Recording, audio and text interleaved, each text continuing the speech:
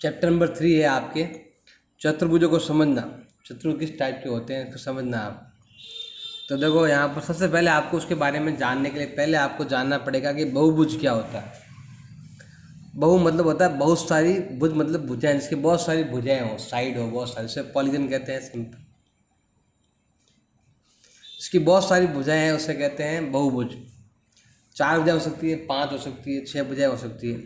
तो यहाँ पर तो लिस्ट बनी है पूरी बहुभुज की। 3 भुजाओं वालों को त्रिभुज कहते हैं, 3 भुजाओं वालों को त्रिभुज कहते हैं, 4 को चतुर्भुज कहते हैं, 5 को पंचभुज, 6 को षटभुज, 7 को सप्तभुज, 8 को अष्टभुज। ये देखो 8 भुजाएं हैं इसके अंदर। फिर 9 को नवभुज, 10 को दशभुज, ऐसे चलता रहता है। जितनी भुजाएं होगी उसके पीछे भुज जोड़ लेना। 100 भुज, 50 भुज, कितने हैं ना वो सब आप लिख सकते हो, उतना डायग्राम आपके बन जाएगा। तो भुजाएं की कोई गिनती नहीं है, मर्जी है, अनलिमिटेड तो होती है आपके, अनलिमिटेड होती है।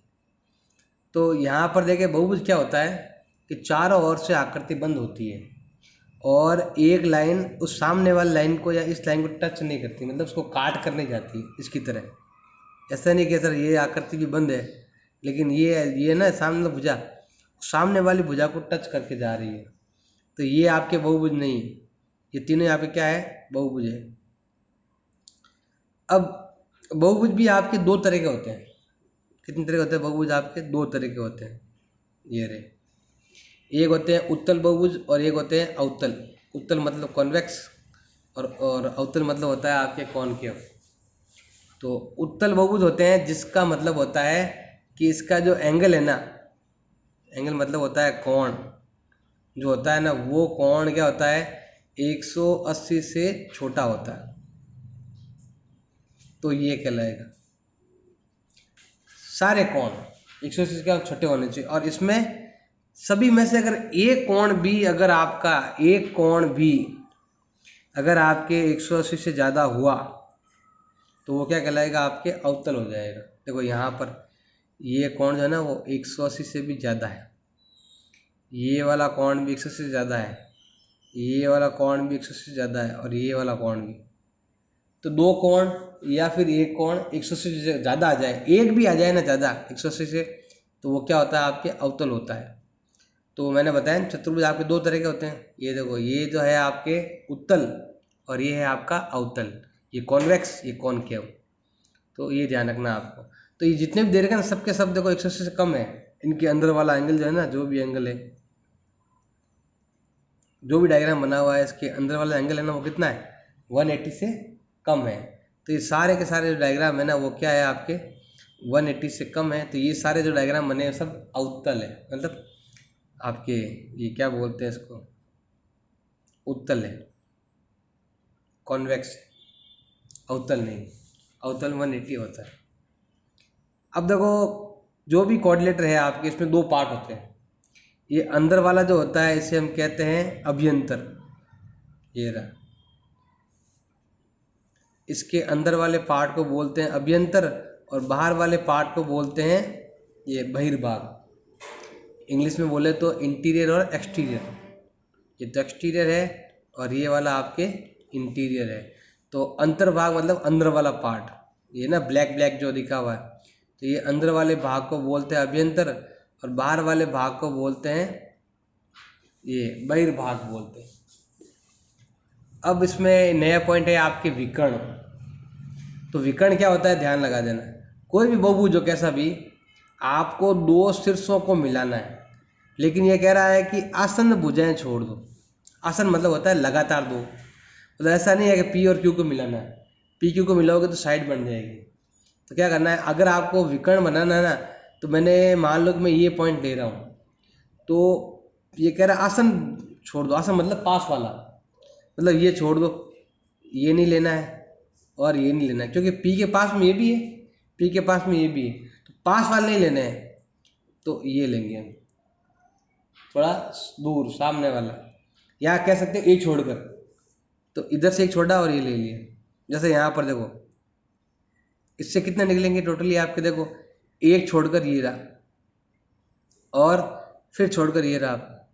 ये दोनों ही पॉइंट है ना, एक छोड़कर इधर से एक छोड़कर इधर से, ये तो लेने ही नहीं है।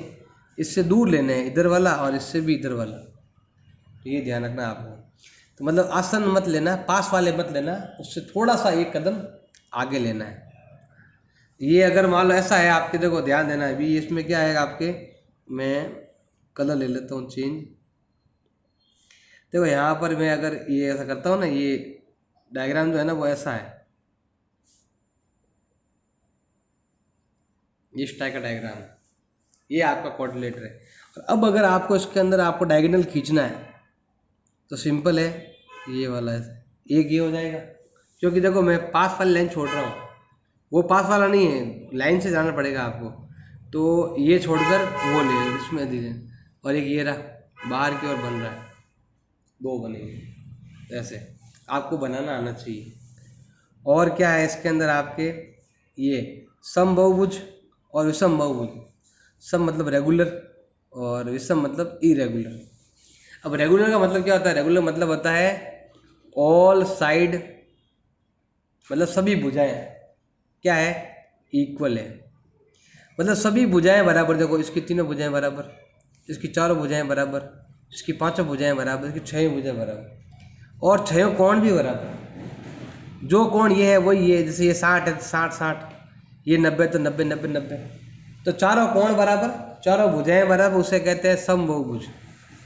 और एक होता है विषम। विषम में क्या होता है, कुछ बराबर हो भी सकते हैं, कुछ बराबर नहीं भी हो सकते, सभी के सभी बराबर नहीं होंगे। जैसे यहाँ पर ये 90 है, ये और 90 नहीं, यहाँ पर 90। अब देखो यहाँ पर कोई जरूरी नहीं है कि सभी कोण बराबर हो गए तो कोई हो रहा है, ये देखो कोण बराबर लेकिन भुजाएं बराबर नहीं है।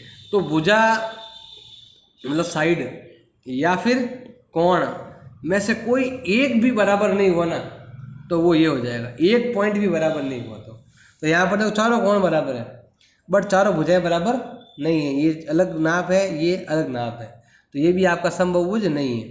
इसमें देखो ये दोनों भुजाएं बराबर, जबकि ये दोनों भुजाएं अलग अलग नाप की, ये चारों अलग अलग एक नाप की।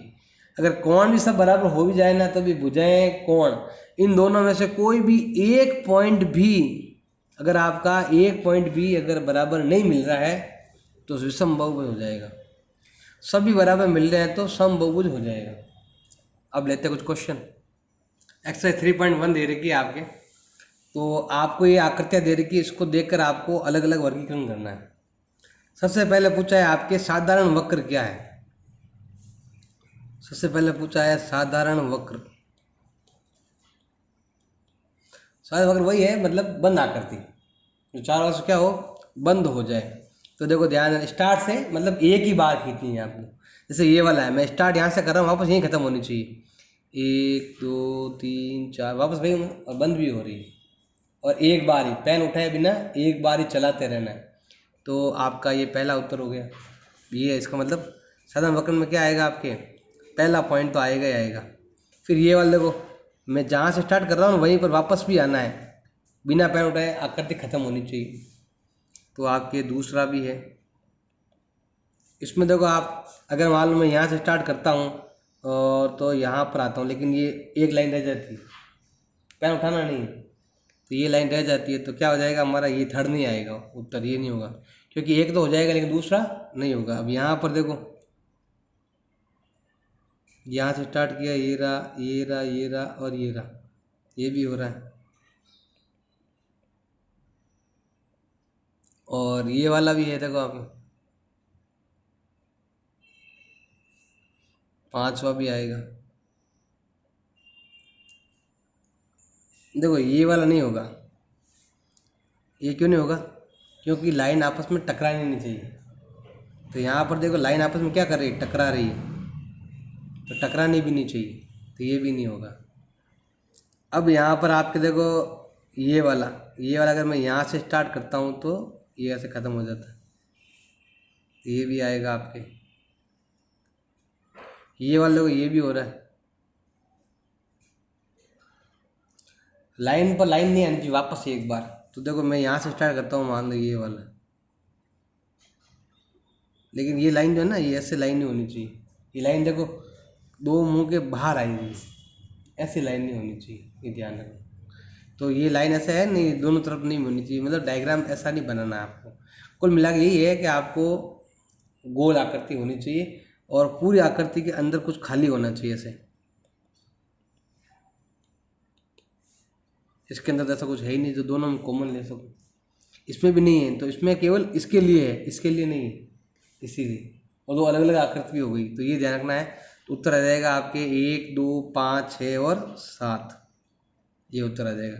तो इसमें कौन कौन सा नहीं है? ये नहीं है, ये वाला नहीं है और ये वाला नहीं, 3 नहीं है। 1, 2, 5, 6, 7 है, यही वाले हैं।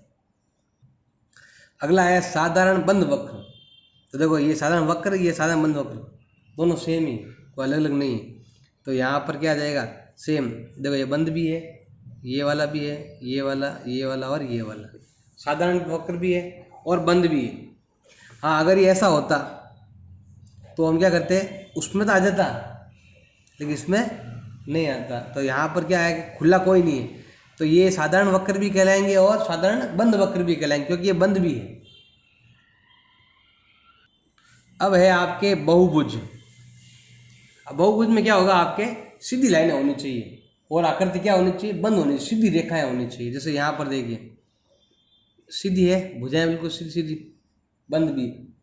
यहाँ पर भी देखो सीधी सीधी है और यहाँ पर भी देखो सीधी सीधी रेखाएं हैं और बंद भी है। तो 1 नंबर, 2 नंबर और 4 नंबर सीधी भी है और बंद भी है। लेकिन बाकी वाले तो गोल गोल है, गोल गोल हमें नहीं लेनी है, सीधी सीधी लेनी, रेखाएं सीधी रेखाएं होनी चाहिए। तो ये भी नहीं है, ये भी नहीं है, ये भी नहीं है, ये है ही नहीं यार। तो बहुभुज का उत्तर क्या होगा? 1, 2 और 4। अगला है आपके उत्तल बहुभुज। उत्तल और अवतल, अभी मैंने बताया था। उत्तल का मतलब होता है, मतलब सभी कोण क्या होने चाहिए? 180 से कम होने चाहिए। तो ये वाला हो गया उत्तर आपका। कौन सा? सेकंड, और कोई नहीं, बहुभुज होने चाहिए। अब देखो अवतल। अवतल मतलब जिसका कोण कितना हो? 180 से भी ज़्यादा हो। ये रहा पहला उत्तर हो जाएगा ऐसे।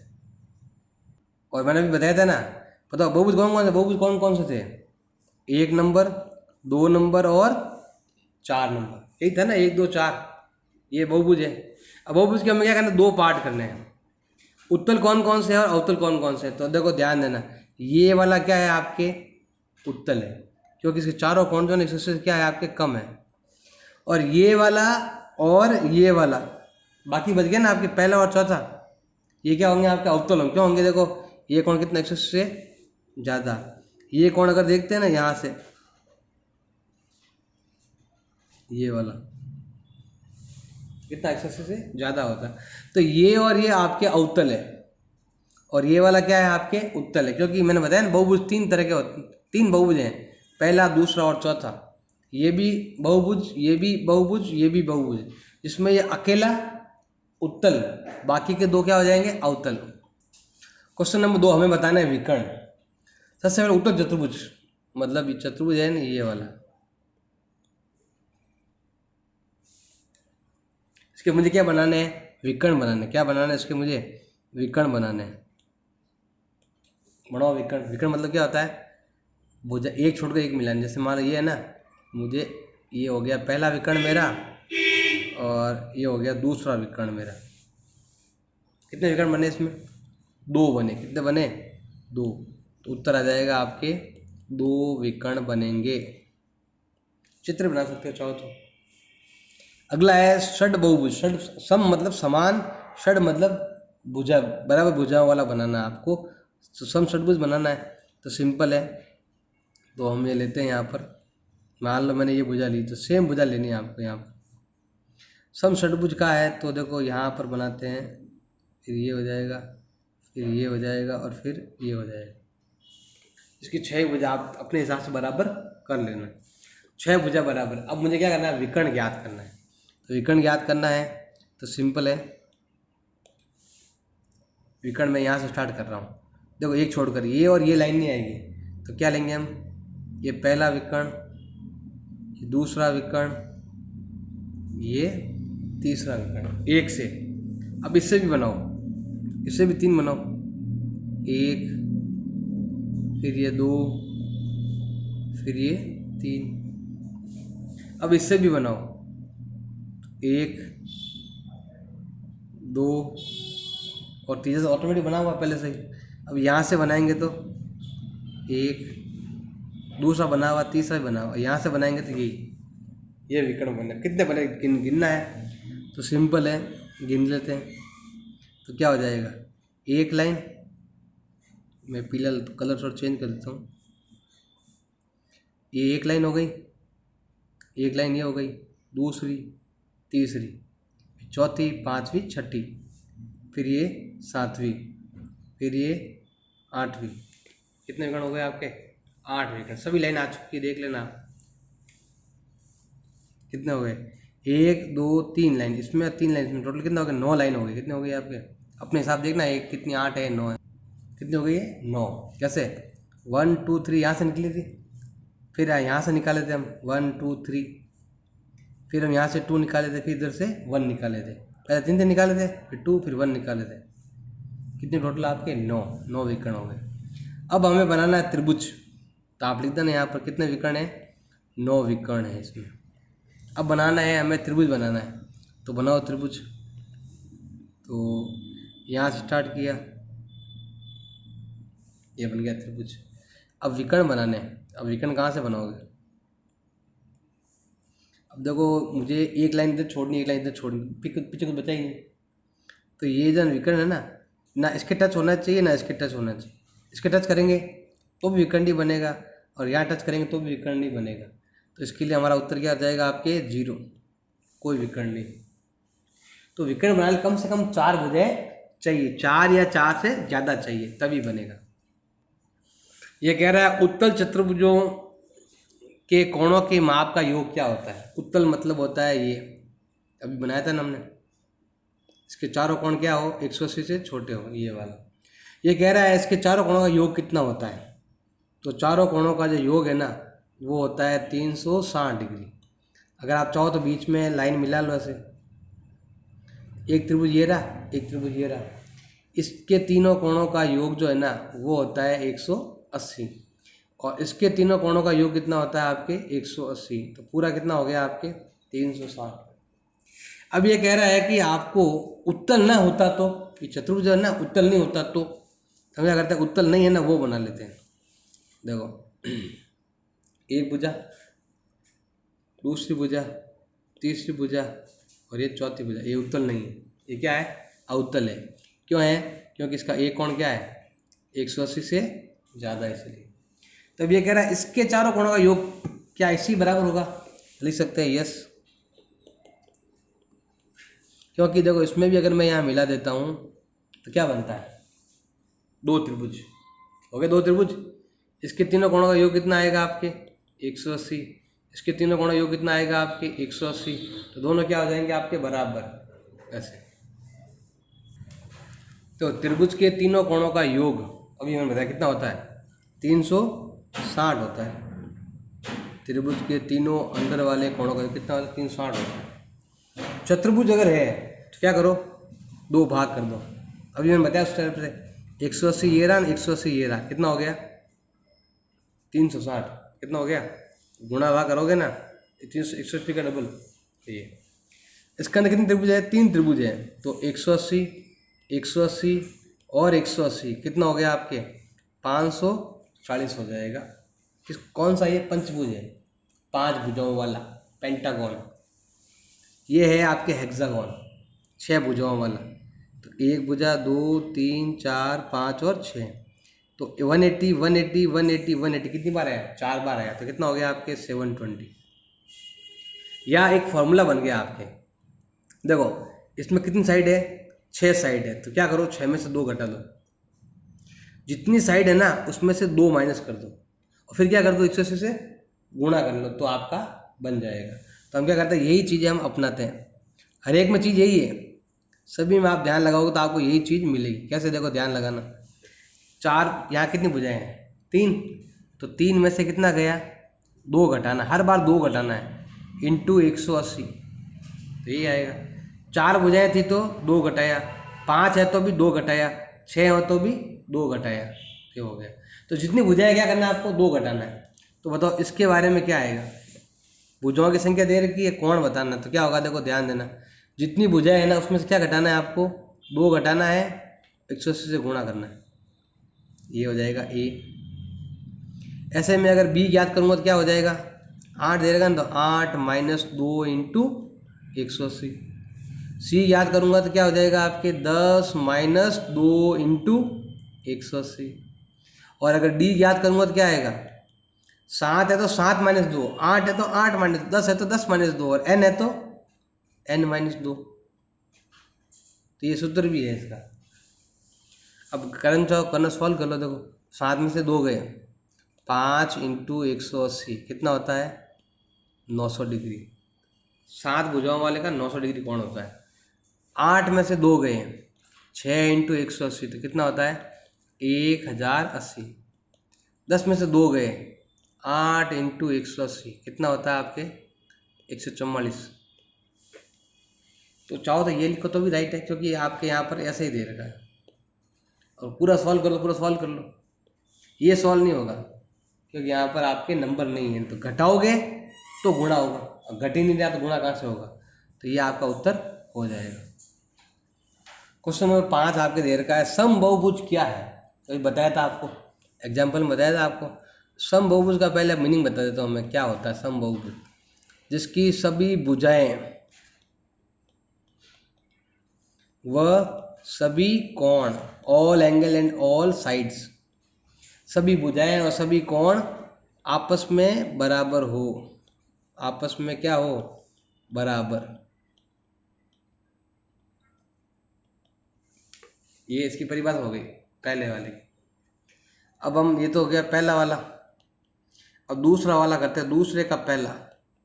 यह लिखा हुआ है, उस समबहुभुज का नाम बताओ जिसकी तीनों भुजाएं बराबर, है ना, 3 भुजाओं वाला, जिसकी तीनों भुजाएं भी बराबर हो और तीनों कोण भी बराबर हो। वो कौन सा होता है, उसे हम कहते हैं समबाहु त्रिभुज, जिसे इंग्लिश में कहते हैं इक्विलेटरल ट्राइंगल। अब ये कह रहा है, दूसरा कह रहा है 4 भुजाओं वाला, जिसकी चारों भुजाएं बराबर, चारों कोण भी बराबर, उसे कहते हैं वर्ग, इंग्लिश में कहते हैं स्क्वायर। थर्ड देगा जिसकी 6 भुजाएं हो। 6 भुजाएं मतलब पहली भुजा, दूसरी भुजा, तीसरी भुजा और चौथी भुजा, 5वीं भुजा और छठी भुजा। तो 6 भुजाएं बराबर होनी चाहिए और 6 कोण भी क्या होने चाहिए, आपके बराबर होने चाहिए। उसे हिंदी में कहते हैं षष्ठभुज कहते हैं, समषष्ठभुज भी कह सकते हो, षष्ठभुज कहते हैं। और इंग्लिश में कहते हैं इसे हेक्सागोन। ये होता है ना इंग्लिश में, शिष्ट हेक्सागोन बोलते हैं, 6 भुजाओं वाला। ऐसा। छठा क्वेश्चन आपके देर का है, हमें x का मान क्या करना है, ज्ञात करना है। छठे का ये पहला है, इसमें 4 पार्ट है, तो हर एक में आपको x ज्ञात करना है। तो देखो पहले हमें बताना पड़ेगा कि चारों कोणों का योग कितना होता है, 360 होता है। पता तो बहुत अच्छी बात है। अगर आपको मालूम नहीं होती तो हम क्या करते, ज्ञात करते। कैसे ज्ञात करते, क्वेश्चन नंबर मैंने बताया था ना, पहले वाले क्वेश्चन नंबर 4 में बताया था मैंने, उस टाइप से कर सकते हो आप। क्या बताया था, जितनी भुजाएं हैं उसमें से 2 घटा दो और 180 से गुणा कर लो, तो आपके चारों भुजाओं का योग आ जाएगा, जो होता है आपके 2 इंटू 180, जो होता है आपका कितना, 360 डिग्री। नहीं भी आता कोई ज़रूरी नहीं है, आप ऐसे भी लिख सकते हो कि चारों कोण x प्लस 50 प्लस 130 प्लस 120 बराबर होता है 360 डिग्री होता है। क्यों होता है, एंगल सम प्रॉपर्टी, वो फॉर्मूला कौन सा, n-2 इंटू 180। ये फॉर्मूले को बोलते हैं एंगल सम प्रॉपर्टी, मतलब एंगल को सम करने वाली प्रॉपर्टी, ये वाली, इस प्रॉपर्टी के हिसाब से। अब x का x, तीनों की जोड़ कितनी होती है, ये तो हो गई 250 और 50 कितना हो गया 300, ये उधर भेज दो। तो x का वैल्यू कितना आएगा, 360 माइनस 300 कितना हो जाएगा 60 डिग्री। तो बस चारों का जोड़ लिखना है, इन तीनों को जोड़ कर लो, ये होता है, उधर घटा दो, ये आ जाएगा 60 डिग्री। यहाँ पर क्या करना है आपको, कुछ बी दे रखा, तो ये 90 है, तो ये भी कितना होता है 90, क्योंकि पूरी लाइन स्ट्रेट है ना, तो ये परपेंडिकुलर है, तो इधर भी 90 होता है। अब चारों सम कितना होता है 360 होता है, सबको पता ही है। तो x प्लस, नहीं तो अभी वो लिखा है ना मैंने इधर n-2 180 वाला, वो वाला लिख सकते हो, x प्लस 60 प्लस 90, मतलब ये चारों 1 2 3 4, इन चारों का सम कितना होता है 360 होता है। कारण क्या लिखोगे, एंगल सम प्रॉपर्टी यूज करके। अब देखो एक्स का एक सेम क्वेश्चन है, तो इन तीनों का सम करो। ये तो गया 150 प्लस 70 220 इज इक्वल टू 360। उधर ट्रांसफ़र कर दो, एक्स का वैल्यू आएगा 360 में से घटाओ 220, तो एक्स का वैल्यू आ जाएगा 140 डिग्री। ऐसे same question number first A और बी। अब हम लेते हैं थर्ड का सिक्स का सी लेते हैं। तो यहाँ पर पहले हमें ये फाइंड करना पड़ेगा, क्योंकि अंदर वाले एंगल फाइंड करने हैं ना, तो पहले अंदर वाला ये कितना है और ये कितना फाइंड करना पड़ेगा। आपने क्लास 7 में पढ़ा होगा, ये दोनों क्या होता है, लीनियर पेयर होते हैं। मतलब जब भी ये लाइन है ना ऐसे क्रॉस करती है, तो ये और ये का सम कितना होता है 180 होता है। तो हम क्या करते हैं, यहाँ पर नाम देते हैं अलग, जैसे यहाँ पर ये ए है तो ये क्या हो गया आपके बी हो गया, ऐसे ही नाम दे देते हैं। तो ए प्लस 70 इक्वल क्या होता है आपके 180 होता है। कारण होता है लीनियर पेयर, ये दोनों एक ही लाइन पर है ना, पेयर हो गए, तो इस कारण होते हैं। उधर घटा दो, ए का वैल्यू आ जाएगा 180 माइनस 70, कितना हो जाएगा 110। अब ये कि ये सेम आपको इधर भी करना है। b प्लस कितना देर का है 60 इजिकल टू कितना होता है आपके 180 होता है। कारण क्या लिखोगे, सेम लीनियर पेयर, उधर घटा दो, तो b का वैल्यू कितना आ जाएगा 180 माइनस 60, कितना हो गया 120। ये तो आया 110, ये आया 120। अब इसमें 5 एंगल है, ये क्या है पेंटागन है। अगर पेंटागन का सम अगर फाइंड करना है, अगर आपको एंगल सम प्रॉपर्टी लगा दो, फॉर्मूला क्या है n माइनस 2 इंटू 180 वाला फॉर्मूले से हम पाँचों सम फाइंड कर लेते हैं। तो n कितना है 5 माइनस 2 इजिकल टू 180, 5 में से 2 हो गए 3, 3 इंटू 180 540 डिग्री। पाँचों का जोड़, पाँचों का कौन से पाँचों, ये वाला a plus B plus X plus X plus 30, ये दोनों और ये पाँचों का योग कितना होता है 540 होता है। क्या होता है एंगल सम प्रॉपर्टी, जो यहाँ पर हमने यूज किया।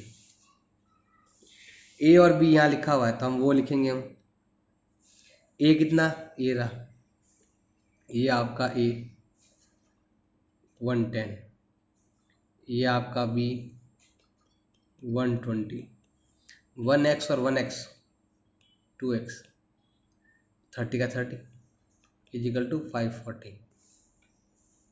सॉल्व करो उत्तर आ जाएगा। x का वैल्यू निकालना हमें तो इन दोनों का सम होता है कितना 330 प्लस 30 360 हो गया।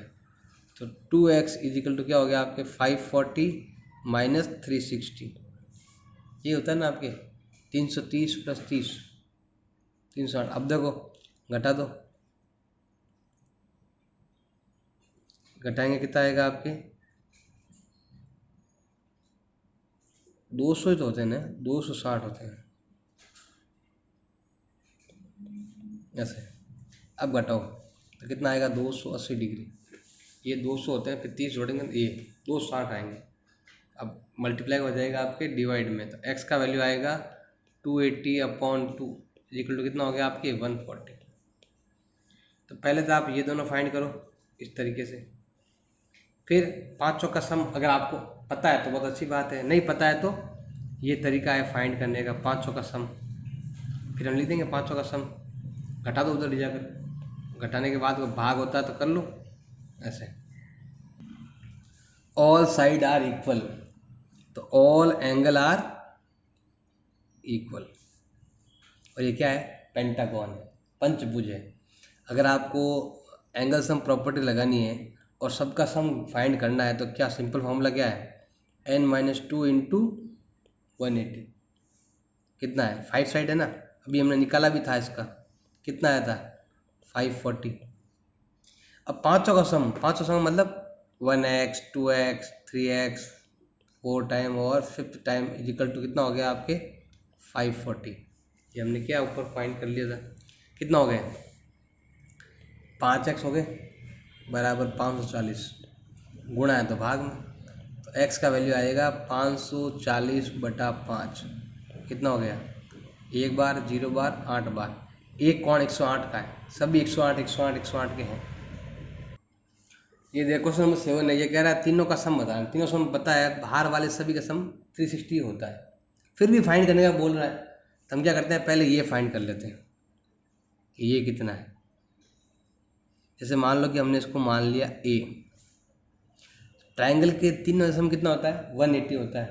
तो हम यहाँ लिखेंगे 90 + 30 + a इक्वल कितना होता है? 180 होता है। क्यों होता है? एंगल सम प्रॉपर्टी के कारण होता है। उधर भेज दो, तो ए का वैल्यू आ जाएगा 180 - 120। तो ए का वैल्यू कितना आया आपके? 60 डिग्री। तो हमने ये वाला फाइंड कर लिया है। अब इन दोनों का सम भी 180 लीनियर पेयर, इनका भी 180, इनका भी 180 लीनियर पेयर। तो ये स्टार्ट करते हैं। देखो अब हम बाहर वाले फाइंड करते हैं। सबसे पहले ये दोनों ले लो, x + 90 इक्वल टू कितना होता है? 180 होता है। क्यों होता है? लीनियर पेयर, स्ट्रेट लाइन है ना, इसलिए लीनियर पेयर। उधर भेज दो, तो x का वैल्यू कितना आ जाएगा? 180 - 90 कितना हो गया? 90। अब ऐसा ही हम सेकंड फाइंड करेंगे इधर से। ये कितना है? 60 है ना, तो 60 + y = 180। क्यों होता है? Linear pair. उधर घटा दो, तो y का वैल्यू आ जाएगा 180 - 60 कितना हो गया? 120। यही हम इसमें करेंगे। z + 30 = कितना होता है? 180। क्यों होता है? लीनियर पेयर है ना, सीधी लाइन है इसीलिए। उधर घटा दो, तो z का वैल्यू आएगा 180 - 30 कितना हो गया? 150। तो हम x पे निकाल लिया, ये देख लो, ये आ गया x, ये आ गया y, ये आ गया z। अब मुझे क्या फाइंड करना है? x + y + z। तो हम यहाँ स्टार्ट करते हैं, x + y + z। x कितना? 90, y कितना? 120, z कितना? 150। तीनों को जोड़ लेना, 360 डिग्री ही आएगा। ये देख लो, 270 + 90 360 ऐसे। और नियम भी है कि बाहर वाले सभी का सम कितना होता है? हमेशा फिक्स रहता है, 360 ही रहता है। यहाँ पर देखो, पहले ट्रायंगल था, अब ये क्या है? क्वाड्रिलेटर है, चतुर्भुज है, 4 भुजाओं वाला। तो ये वाला कौन गायब है ना, पहले हम ये ज्ञात कर लेते हैं। वैसे उत्तर तो फिक्स है, 360 रहता है बाहर वाले, फिर भी फाइंड करना है तो वही तरीका है, चारों फाइंड कर लो और जोड़ लो। तो देखो पहले हम ये फाइंड करेंगे अंदर वाला ही। तो फॉर्मूला कौन सा लगाएंगे हम? एंगल सम प्रॉपर्टी वाला। मतलब किस साइड है? 1 2 3 4 साइड है, तो हम लिखेंगे 4 - 2 × 180। तो 180 का डबल 360। अब पता है तो कोई ये निकालने की ज़रूरत आपको नहीं है। तो हम लिख देंगे कि इसको हम a मान लेते हैं यहाँ पर। तो हम क्या करेंगे यहाँ पर? a + 120 + 80 + 60 चारों अंदर वाले कितना होता है? 360 होता है। क्यों होता है? Angle sum property. अब a का a ये होता है 200 + 60 260, घटा दो उधर ले जाकर। तो a का वैल्यू आएगा 360 - 260 = कितना आ गया आपके? 100। तो अंदर वाला ना, ये कितना आया आपके? 100 डिग्री आ चुका है। अब चारों ही फाइंड को जैसे हमने क्वेश्चन जस्ट पहले किया था ना, उस टाइप से करना है। वो लीनियर पेयर वाले से करेंगे हम। तो स्टार्ट करते हैं, पहला यही से स्टार्ट कर लो, इन दोनों से। x y z करना है ना, तो पहले x निकाल लो। तो x क्या होगा? 180 - 120 = कितना होता है? 60। क्यों होता है? लीनियर पेयर के कारण। घटाने पड़ेगा 180 में दोनों की जोड़, इसलिए सीधा राइट कर लो। y का वैल्यू कितना हो जाएगा? सेम सबको 180 से माइनस करना है, तो क्या हो जाएगा? 180 - 80 = कितना हो गया आपके? 100 डिग्री, लीनियर पेयर के कारण। फिर हम z फाइंड करते हैं। z को भी क्या करना पड़ेगा? वही 180 में से माइनस कर दो। 180 - 60 = 120 लीनियर पेयर। नहीं तो अभी मैंने जो ये कराया था उस टाइप से भी कर सकते हो। w करना है ना, तो 180 माइनस कितना हो गया? 100। ये था कितना आया? 80। क्यों आता है? Linear pair. अब कह रहा है चारों को जोड़ो, तो जोड़ो चारों को, तो जोड़ देते हैं। तो 60 प्लस 100 प्लस 120 प्लस 80, इनकी जोड़ होती है 160, इनकी जोड़ होती है 200, आखिर में क्या मिलेगा 360। ऐसे कंप्लीट।